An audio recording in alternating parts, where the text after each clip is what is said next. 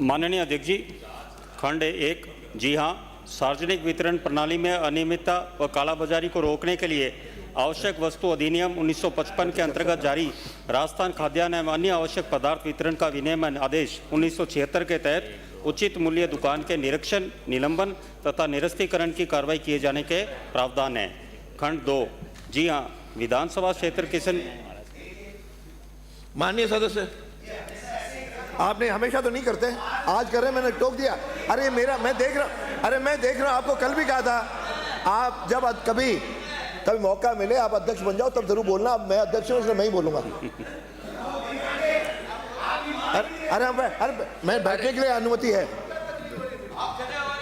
बैठने के लिए अनुमति है, खड़े होने की अनुमति नहीं है। खंड 2। जी हाँ, विधानसभा क्षेत्र किशनगंज में राशन डीलरों। खड़े होने की अनुमति नहीं है, बैठने की तो है। हाँ बोले। जी हाँ, विधानसभा क्षेत्र किशनगंज में राशन डीलरों द्वारा किए गए गबन की 1 जनवरी 2024 से जून 2024 तक 20 शिकायतें प्राप्त हुई है। शिकायतों पर की गई कार्रवाई का विवरण निम्नानुसार है। प्राप्त शिकायत 20, निलंबित 8, निरस्त 2 और 10 पे नोटिस जारी किए जा चुके हैं। खंड 3। जी नहीं, उक्त शिकायतों की जांच कार्रवाई कराकर राशन डीलरों के विरुद्ध नियमानुसार कार्रवाई प्रक्रियाधीन है। माननीय अध्यक्ष महोदय, मैं आपके माध्यम से मंत्री से पूछना चाहूँगा कि 12 जिले में हमारे जो पोज मशीन में कई डीलरों के 1000 कुंटल 1200 कुंटल पोज मशीन में बाकी बताया जा रहा है। इस वजह से उनको गेहूँ अलॉट होता नहीं है प्रदेश के यहाँ से। तो आम जनता को वो कहते हैं कि भाई मेरे पास गेहूँ अलॉटमेंट नहीं है, तो आम जनता वहाँ से वापस आ जाती है, उसको बहुत दिक्कत आती है। तो मेरा मंत्री महोदय से निवेदन है कि हम 100 कुंटल से ऊपर जिन डीलरों के पॉज मशीन में बाकी हैं उनका स्थायी लाइसेंस रद्द कर नए डीलर नियुक्त करने का विचार रखते हैं क्या, और रखते हैं तो कब तक? क्योंकि पॉज मशीन में अलॉटमेंट नहीं है, गेहूं नहीं है, तो वहाँ आम जनता प्रत्येक जनप्रतिनिधि से पूछती है कि भाई हमको गेहूं कब मिलेगा। माननीय मंत्री जी।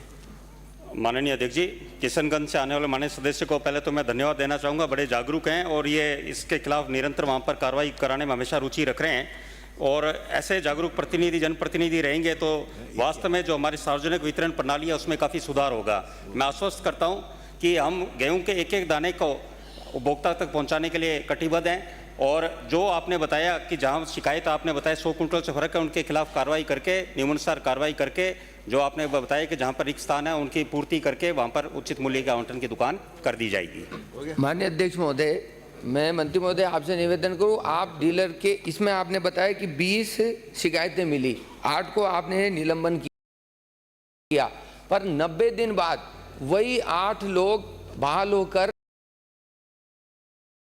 वापस उन्हीं को वितरण दिया जाता है। उन्हीं को वितरण देने के बाद फिर वही आम जनता में उसका मैसेज अच्छा नहीं जाता, तो कम से कम स्थायी लाइसेंस निरस्त कर हम नए डीलर की नियुक्ति उस स्थान पे करें। ये 12 जिले नहीं, पूरे राजस्थान की स्थिति है। इसलिए मंत्री महोदय मैं ये चाहूँगा कि 90 दिन का जो आपका दिन होते हैं उसके बाद स्थायी निरस्त करके वहाँ पर नए डीलर बनाने की आप रखते हैं क्या?